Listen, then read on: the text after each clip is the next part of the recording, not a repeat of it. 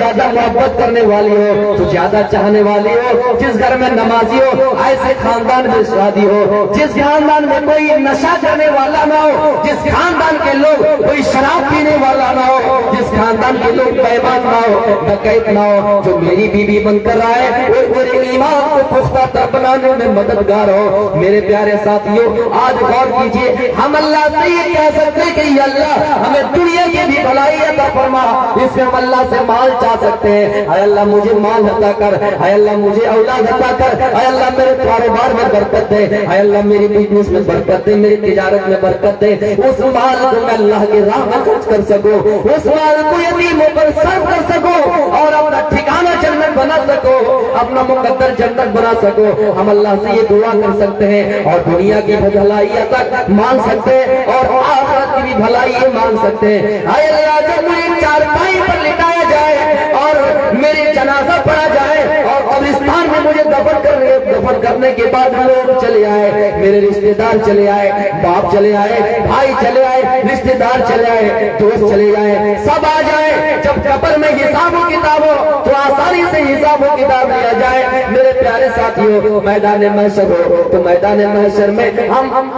ہمارا میرے پیارے ساتھیوں پسینے میں ہم نہ ڈوبے، میدان محشر ہو تو اللہ رب العالمین ہمیں عرش کے نیچے سائے کے نیچے جگہ دے، جب ہمیں میرے بھائیوں ہمارا حساب و کتاب لیا جائے تو آسانی سے لیا جائے، ہمیں جہنم کے عذاب سے بچائے میرے پیارے ساتھیوں، جہنم سے بچا کر ہمیں جنت کا ٹھکانہ بنا دے، کیونکہ میرے بھائیوں یقین جانیے جب ہم اس دنیا میں تو ہم اپنے اعمال کا حساب کر سکتے ہیں، لیکن جب مر جائے قبر میں رکھ دیا جائے تو حساب نہیں کر سکتے، ہمیں حساب دینا ہے، اور پھر کہیں ایسا نہ ہو کہ نامہ اعمال الٹے ہاتھوں دیا جائے اور کہیں اللہ رب العالمین سے اور تمنا کرے یا لیتہا کانت القاضیہ، اے کاش موت میرا کام تمام کر دیتی، موت ہی میرا کام تمام کر دیتی، وَلَمْ عَدْرِي مَا حِسَابِيَا، اور مجھے میرا پریرام نہ ملتا، مجھے میرا رزلٹ نہ ملتا، مجھے میرا نتیجہ نہیں ملتا، کیونکہ اس دنیا میں وَلَا يَسْأَلُ حَمِيمٌ حَمِيمًا، کوئی دوست کسی دوست کا کام نہیں آئے گا۔ دنیا میں پیسہ کم ہے، ہماری شادی نہیں ہو رہی ہے، دنیا میں پیسہ کم ہے، ہم نے بلڈنگ تیار کر دیے، چھت بنانے کے لیے پیسہ نہیں، دوست سے ہم نے رابطہ کر کے پیسہ دے دیا، ہم نے چھت ڈھلائی کر دیے، ہم نے دنیا میں اپنی خواہش پوری کر لیے، لیکن میرے بھائی اس دنیا میں کوئی کسی کا کام نہیں دے گا۔ فَلَيْسَ لَهُ الْيَوْمَ هَاهُنَا حَمِيمٌ، اس دن کا عالم تو ایسا ہوگا کہ کوئی آپ کا مددگار نہیں ہوگا، کوئی آپ سے پوچھنے والا نہیں ہوگا۔ اس لیے میرے بھائیوں جب تک دنیا میں زندہ ہے تب تک اعمال صالحہ کر کے نیک اعمال کر کے اپنے آپ کا ٹھکانہ جنت بنا لے، کہیں ایسا نہ ہو وَلَوْ تَرَىٰ إِذِ الْمُجْرِمُونَ نَاكِسُو رُءُوسِهِمْ عِندَ رَبِّهِمْ رَبَّنَا أَبْصَرْنَا وَسَمِعْنَا فَارْجِعْنَا نَعْمَلْ صَالِحًا إِنَّا مُوقِنُونَ، کاش کہ آپ دیکھتے جس دن مجرم اپنے گناہ کے باعث، اپنے شرک و کفر کے باعث مارے شرم کے سر جھکائے ہوئے ہوں گے، ان ربہم، اپنے رب کے سامنے اللہ کہے گا کاش کہ تم وہ دن دیکھتے، کاش کہ وہ دن دیکھتے، آواز آئے گی ربنا ابصرنا وسمعنا فرجعنا نعمل صالحا، کہیں گے اے ہمارے پروردگار ہم نے دیکھ لیا، ہم نے سن لیا، اے اللہ تو ہمیں دوبارہ زمین میں لوٹا دے، ہم نیک عمل کریں گے، ہم زیادہ سے زیادہ عمل کریں گے، ہماری نمازوں میں اضافہ ہو جائیں گے، ہماری عبادتوں میں اضافہ ہو جائیں گے، ہم 1000 دان دینے والے دانے تھے 2000 دیں گے، ہم یتیموں کی مدد کریں گے، اے اللہ تو ہمیں دوبارہ زمین میں لوٹا دے، اِنَّا مُوقِنُونَ، ہم یقین کرنے والے ہو گئے، ہم جان گئے کہ تیرا عذاب برحق ہے، عذاب قبر برحق ہے، تیرا عذاب ہوگا یہ، ہم جان گئے کہ جنت ہے، ہم جان گئے کہ جہنم ہے، میرے پیارے ساتھیوں، لیکن ہماری وہاں نہیں سنی جائے گی، ہماری وہاں نہیں سنی جائے گی، اس لیے بہتر ہے دنیا میں مال کمانے کے ساتھ ساتھ نیک عمل بھی کریں، اس دنیا کے بارے میں بھی سوچیں۔ ایک واقعہ بیان کر کے میں اپنی تقریر ختم کروں گا، اس لیے کہ آج میرا بھیلوا میں بھی پروگرام ہے، یہاں سے ابھی نکلنا ہوگا۔ تو میرے پیارے ساتھیوں، دنیا کے سلسلے میں تقریر تھی، لیکن میں نے یہ کہا کہ کچھ لوگوں کی غلط فہمیاں یہ ہیں کہ صرف نماز اور روزے کو ہی عبادت سمجھتے ہیں، حالانکہ عبادت تو یہ بھی ہے کہ اگر آپ اپنی بیوی سے جمع بھی کرتے ہیں تو اس میں بھی آپ کا ثواب، یہ بھی عبادت ہے، کیونکہ جو کام آپ غیر سے کریں گے اس میں گناہ لکھا جائے گا، وہی کام اگر حلال طریقے سے کریں گے تو آپ کا ثواب بھی ہوگا، آپ کی نیکی لکھی جائے گی۔ کیوں؟ کیونکہ تم نے ان کو اللہ کے کلمے کی بنیاد پر حلال کیا ہے۔ ہر لڑکی ہر عورت ہمارے لیے حلال نہیں ہے۔ اللہ کے رسول نے کیا کہا تھا؟ کیا ہے لوگوں، اتقوا اللہ فی النساء، اتقوا اللہ فی النساء، اللہ سے ڈرو عورتوں کے سلسلے میں۔ کیوں؟ وَاسْتَحْلَلْتُمْ فُرُوجَهُنَّ، اس لیے کہ تم نے ان کی شرمگاہ کو حلال کیا ہے بِکَلِمَتِ اللہ، اللہ کے کلمے کی بنیاد۔ تو اگر ہم اپنے بیوی سے جمع بھی کرتے تو ان میں بھی ثواب ہے۔ صرف غلط فہمی میں یہ نہ رہے کہ اللہ نے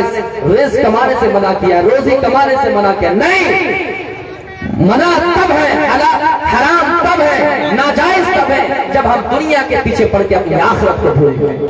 اور دنیا ہی کو ترجیح دے دیں، تب حرام ہے، تب ناجائز ہے۔ دنیا کمانا غلط نہیں ہے، مالدار ہونا غلط نہیں ہے۔ میرے پیارے ساتھیو، عبد الرحمن ابن عوف کا نام آپ نے سنا ہوگا، یہ ہجرت کر کے مدینہ جاتے، مدینہ جانے کے بعد اللہ کے رسول صلی اللہ علیہ وسلم یہ انصاری صحابی سے بھائی چارہ قائم کراتا ہے، بھائی چارہ قائم ہوتا ہے۔ اور انصاری صحابی کا نام بھی بتا دیتے، سعد بن ربیع ہے۔ میرے بھائیوں، سعد بن ربیع سے جب بھائی چارہ قائم کرا دیا گیا تو سعد بن ربیع عبد الرحمن ابن عوف سے کہہ رہے ہیں، اے عبد الرحمن ابن عوف، اے مہاجر بھائی، ہم انصار ہیں، تم مہاجر ہو، اے میرے مہاجر بھائی، ہمارے پاس مال و دولت کی کمی نہیں ہے، ہمارے پاس جائیداد ہے، ہمارے پاس مال ہے۔ اے عبد الرحمن، اے عبد الرحمن، اے عبد الرحمن ابن عوف، ہمارا مال میں سے آدھا مال لے لو۔ اے عبد الرحمن ابن عوف، ہمارے پاس 2 بیویاں ہیں۔ اے عبد الرحمن ابن عوف، دیکھو پسند کرو،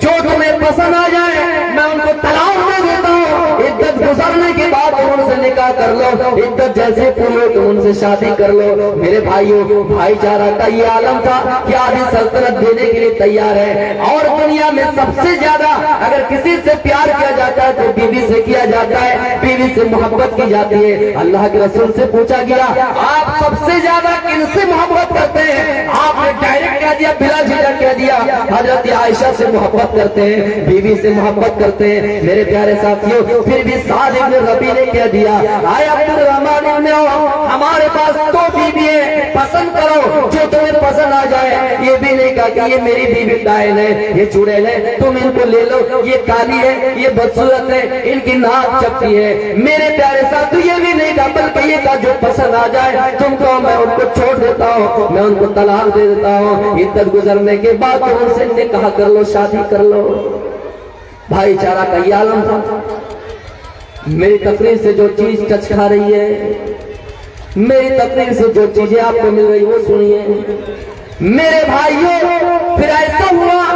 عبد الرحمن ابن عوف نے سعد بن ربیع سے کہا، اے سعد بن ربیع بتاؤ، اینا سوقکم، تمہارا مارکیٹ کدھر ہے، تمہارا بازار کدھر ہے، تم کہاں بیوپار کے لیے جاتے ہو، کہاں تجارت کے لیے جاتے ہو، کہاں بزنس کے لیے جاتے ہو، کہاں روپیہ پیسہ کمانے کے لیے جاتے ہو، کہاں اللہ کے رزق کو تلاش کرنے کے لیے جاتے ہو، کہاں مال جمع کرنے کے لیے جاتے ہو۔ میرے بھائیوں، اس کو بتایا گیا کہ بازار ہے، جس بازار کا نام قیرو کا ہے، وہاں ہم خرید و فروخت کرنے کے لیے جا رہے ہیں، مثلاً کشن گنج جا رہے ہیں، مثلاً بیلوا جا رہے ہیں، مثلاً پنجی پارا جا رہے ہیں، یا جو بھی مارکیٹ وہاں لگا کرتا تھا اس کا نام بتا دیا، بینوکا کے بازار میں جاؤ، مارکیٹ میں جاؤ۔ یہ عبد الرحمن ابن عوف اس مارکیٹ میں جاتا ہے، تجارت کے گھر سے جاتا ہے، کاروبار کے گھر سے جاتا ہے، بیپاری کرنے کے گھر سے جاتا ہے۔ میرے پیارے ساتھیوں، اور سب سے پہلا بزنس جو انہوں نے اسٹارٹ کیا، گھی اور پنیر سے اسٹارٹ کیا۔ تو میں بتا رہا ہوں، اتنے بڑے صحابی جب وہاں گئے، بھائی چارہ قائم ہو گیا، تو سب سے پہلے کیا کہا، اینا سوقکم، تمہارا مارکیٹ۔ تجارت کرنا چاہتے تھے میرے بھائیوں، تجارت کا مال سب سے عمدہ ہوا کرتا ہے، تجارت کو اللہ رب العالمین نے حلال کیا ہے، پھر تجارت کرنے لگے، اتنے مالدار ہو گئے، اتنے مالدار ہو گئے، پیسہ جمع ہو گیا، پھر میرے بھائیوں شادی ہوئی، خدمت نبوی میں حاضر ہوئی، یا نبی اکرم سے ملاقات ہوئی، آپ نے ان کے جسم پر زردی کا نشان دیکھا، آپ نے ان کے جسم میں خوشبو کا کوئی نشان دیکھا، آپ نے ان کے جسم میں کوئی زرد رنگ دیکھا، تو آپ نے پوچھا یا عبدالرحمن ابن عوف یہ نشان کس چیز کا ہے، یہ نشانی کس چیز کی ہے، یہ زردی تمہارے جسم میں کہاں سے آئی، یہ زردی کس چیز کی ہے؟ عبدالرحمن ابن عوف نے کہا اے اللہ کے رسول میں نے شادی کر لی ہے۔ اتنے بڑے صحابی جو ہجرت کر کے مدینہ گئے، میرے بھائیو آپ نے انصار سے ان کا بھائی چارہ کا انقرار دیا، لیکن نبی اکرم کو خبر نہیں کہ ان کی شادی ہو گئی ہے، اور اسی چیز سے لوگ استدلال کرتے کہ ان کے اسی چیز سے استدلال کرتے ہیں اور کہتے ہیں کہ میرے بھائی آپ نے زردی کا نشان دیکھا، کچھ نہیں کہا تو ہلدی لگائے جا سکتے ہیں، لیکن بعض لوگ اس کے قائل نہیں ہے، کیونکہ ہو سکتا ہے وہ زمانے میں اور خوشبو استعمال کیا کرتی تھی، وہی خوشبو آپ کے جسم پر لگ گیا ہوگا، اس لیے کچھ لوگ کہتے ہیں استدلال صحیح نہیں ہے۔ میرا وہ موضوع نہیں ہے، میرا موضوع یہ ہے کہ وہ تجارت کرنے لگے، وہ بزنس کرنے لگے، اور اتنا مال ہوا، جب کھجور میں جب اتنا مال ہوا شادی کر لیے، تو آپ نے پوچھا اے عبدالرحمن ابن عوف تم نے مہر کو اس کو کتنا روپیہ دیا، تم نے مہر کو اس کو کتنا روپیہ دیا، کیا دیا؟ اس نے کہا کھجور کے گٹھلی کے وزن کے برابر سونا دیا۔ میرے بھائیوں غور کیجئے، جو جنگا گیا تھا، جن کے پاس کپڑا نہیں تھا، جن کے پاس سونے کے لیے کوئی بچھانے کے لیے چادر نہیں تھی، اوڑھنے کے لیے کوئی چادر نہیں، بچھانے کے لیے کوئی گدا نہیں، پہننے کے لیے کوئی کپڑا نہیں، ننگا پھوکا گیا، لیکن تجارت میں اتنی برکت ہوئی، اتنا مال ہوا کہ مہر میں کیا دیے؟ کھجور کی گٹھلی کے وزن کے برابر سونا تھا۔ ہم اور آپ کچھ لوگ یہ سوال کرتے ہیں بھائی جہیز کے روپیے سے مہر دینا کیسا ہے؟ اب یہ کب سوال کرے گا کہ شراب کے بدلوں سے نہانا کیسا ہے؟ یہی تو سوال بنتا ہے، جب جہیز لینا ہی حلال نہیں تو ان کے پیسے سے مہر دینا کیسا حلال ہوگا؟ عجیب سوال ہے۔ محنت کی عبدالرحمن ابن عوف تجارت کے بزنس کے بیپاری کا کام کے مالا مال ہوئی، دولت سے گھر میں برکت ہوئی، اور اسی مال کے ذریعے سے مہر دیا تو کتنا دیا؟ کھجور کے گٹھلی کے برابر سونا۔ میرے پیارے ساتھیوں تجارت کرنا سیکھیے، مال کمانا سیکھیے، دولت کمانا سیکھیے، لیکن ہاں ناجائز طریقے سے نہیں، غلط طریقے سے نہیں۔ پھر اتنے مالدار ہو گئے، لوگوں نے پوچھا عبدالرحمن ابن عوف اتنے مالدار کیسے ہو گئے، اس کا سبب کیا ہے؟ کوئی پرائم منسٹر ایک ہی دن میں بن جائے یا بلڈنگ تعمیر کر لے؟ ہم پوچھتے کہ نہیں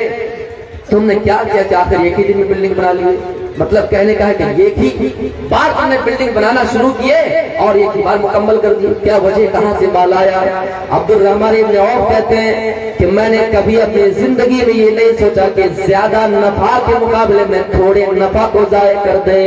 یعنی اگر 10 روپیہ منافع ہو رہا ہے اور ہم جانتے کہ کچھ دیر میں 100 روپیہ منافع ہوگا، تو 100 روپیے کے لالچ میں ہم نے 10 روپیہ کو رد نہیں کیا۔ میرے بھائیوں کچھ لوگ ایسے ہوتے ہیں وہ زیادہ نفع کمانے کے چکر میں دن بھر بیٹھے رہتے ہیں، لیکن آخر میں ایسا ہوتا ہے کہ اپنی پونجی ہی لاس کر جاتے ہیں، اپنے پونجی ہی سے گھٹا کھا جاتے ہیں۔ عبدالرحمن ابن عوف یہ کہتے ہیں کہ میں نے ایک مرتبہ 1000 جانور کو بیچا، اسی روپے میں بیچا جتنے روپے میں میں نے خریدا، ایک جانور میں نے 100 درہم میں خریدا اور میں نے 1000 جانور کو اسی روپے میں 100 درہم میں 100 روپے میں میں نے بیچ دیا، جتنے میں خریدا اتنے میں ہی بیچ دیا، ہاں میرا فائدہ اتنا ہی کر گیا، یعنی سارے جانوروں کی جتنی رسیاں بچ گئی تھی میں نے رسیاں کھول لی اور اسی رسی سے میں نے بہت روپیہ کما لیا۔ تو میرے بھائیوں اسی قیمت میں بیچ رہے ہیں پھر بھی مالا مال ہو گئے، اس لیے کہ انہوں نے زیادہ کے لالچ میں نہیں آیا اور تھوڑے کو ضائع نہیں کیا۔ میرے پیارے ساتھیوں ہم اور آپ دنیا کے پیچھے پڑے ہیں، لیکن اتنا نہ پڑے کہ ہم آخرت کو بھول جائیں۔ یہ دنیا تو آپ کو میں نے بتا دیا، یہ دنیا دھوکے کا سامان ہے۔ اس دنیا کے بارے میں کہا وَلَلْآخِرَةُ خَيْرٌ لَكَ مِنَ الْأُولَىٰ،